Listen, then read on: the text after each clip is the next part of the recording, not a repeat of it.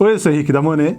E eu sou a Lari, da revista Galileu. E hoje a gente vai falar sobre Judy, Muito Além do Arco-Íris, biografia de Judy Garland. Eu gostei bastante. O filme, ele é uma adaptação, na verdade, uma adaptação da peça O Fim do Arco-Íris. Ele conta, assim, a história da Judy 30 anos depois dela ter gravado O Mágico de Oz, que ela foi a Dorothy Gale. Nessa fase, ela já não tem mais aquela fama que ela tinha quando jovenzinha. Ela não tem onde morar, ela tá com os 2 filhos e ela leva eles pra todos os cantos, pra onde ela tem que fazer os shows. Enfim, no meio de tudo isso, ela tem que se separar deles. Eles ficam com o pai, Sidney Luft, que era produtor de cinema, e ela vai em busca de uma oportunidade de fechar uma turnê de shows em Londres. E lá em Londres, ela ainda é super amada, aclamada, então ela revive um pouco daqueles tempos de estar perto do público e tudo mais. Ao mesmo tempo, ela também enfrenta algumas dificuldades em relação aos remédios, que ela é viciada e ela tem uma série de problemas, inclusive hepatite. O filme se passa 6 meses antes dela morrer também, então é um filme bem dramático, uma homenagem a ela. A Renée Zellweger, você vê nela os trejeitos dela de uma senhora de idade, apesar da Judy Garland ter morrido com 47 anos, muito jovem, né? Mas ela tinha uns trejeitos com a boca, ela tinha as rugas, isso daí é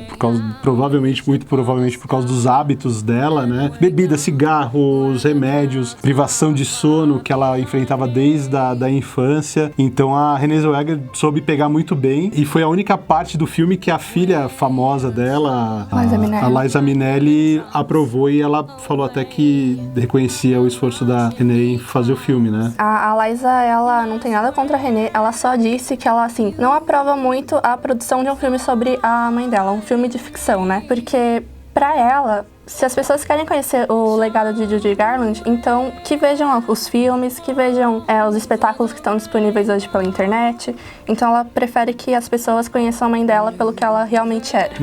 O filme também mostra como Hollywood é capaz de alçar grandes estrelas e também de triturar essas estrelas como se fossem qualquer coisa, né? A gente vê a do Judy Garland como uma artista perfeita, completa, e que desde os 12 anos tem que se preocupar com peso, com horários, com promoção de filmes. Os relacionamentos dela são baseados nas promoções das produções que ela participou, e então você vê ela com 12 anos tomando anfetamina ou alguma droga do tipo pra não ter fome, e isso acabou refletindo lá no futuro, que ela não conseguia dormir pelo hábito e pelos remédios, né? E viciada em drogas de vários tipos, e com um comportamento completamente errático, né? E que daí comprometeu, inclusive, a relação dela com os companheiros, com os filhos e tudo mais, né? Inclusive, eu vi uma entrevista da Lorna Luft, que é essa filha mais jovem que passa no filme. Ela também virou artista ao longo do tempo e tudo mais. Ela comentou que o pai dela meio que a ensinou a trocar as pílulas, os comprimidos da mãe, por açúcar, porque ela realmente tomava muitos. Inclusive, ela morreu de overdose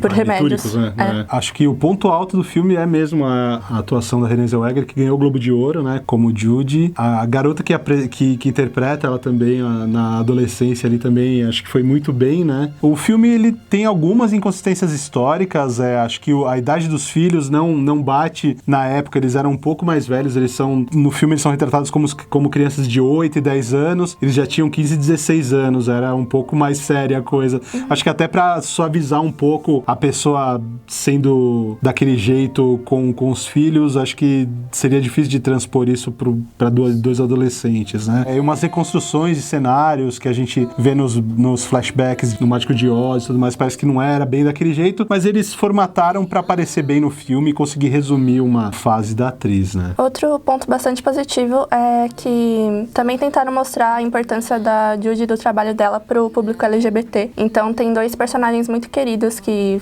acabam fazendo parte da história dela e da história do filme, que são bem importantes até o final. E mostra um pouco do que acontecia na Inglaterra naquela época, né? Que era crime, né?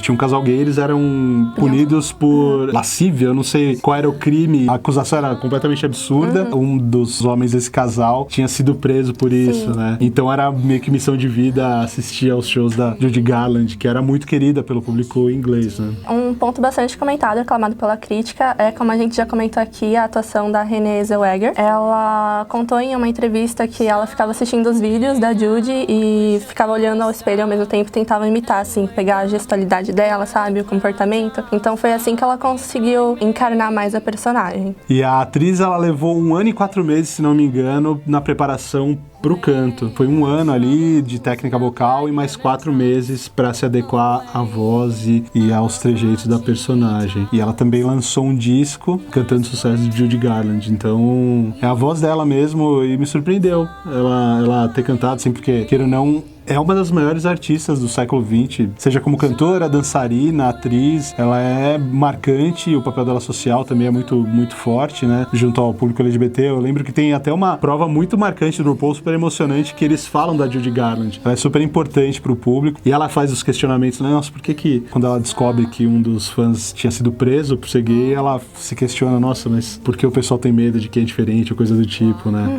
Enfim, Judy Garland foi uma grande figura, e a biografia, por mais que não tenha sido completamente aceita pela filha dela, eu acho que é uma boa maneira de conhecer essa artista tão importante. Judy, Muito Além do Arco-Íris, está aí nos cinemas. Assista e comente aqui nas redes sociais o que você achou do filme, o que você achou dessa resenha, por que não? Até a próxima. You won't forget me, will you? Promise you won't.